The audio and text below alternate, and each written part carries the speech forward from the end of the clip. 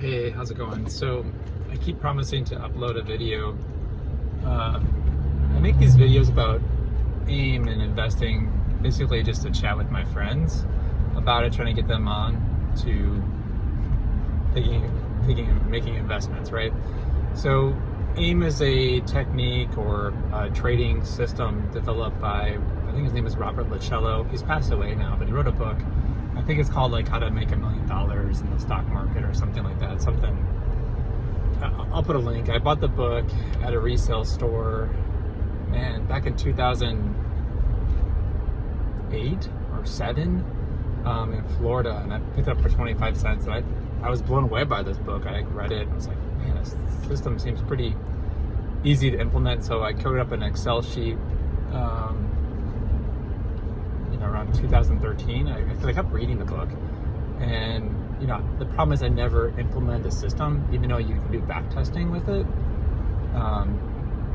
It seemed like the print money, but for whatever reason I was just never in the situation to actually do it. It was my own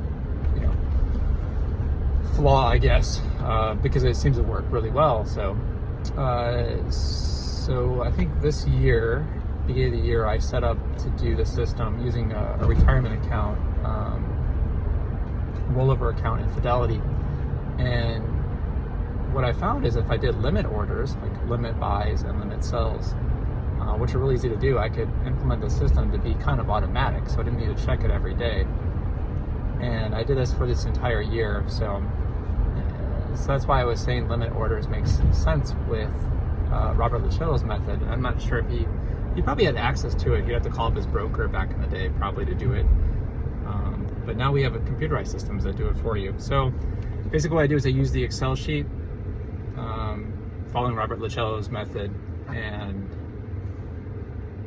figure out where my price points would be for buying and selling. And then it worked really good with limit orders. So that's pretty much why I was recommending limit orders with Lichello's system. And I'll try to do an updated video sometime soon.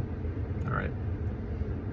Actually walk through it. I'll do it probably both in Robinhood and in Fidelity, because it seems to cover a pretty good spectrum of users. And if anybody's, I doubt that many people look at my videos, so it doesn't really matter, but at least cover a majority. And hopefully whatever platform you're using, if it's not one of those two, it's easy to find based upon those two.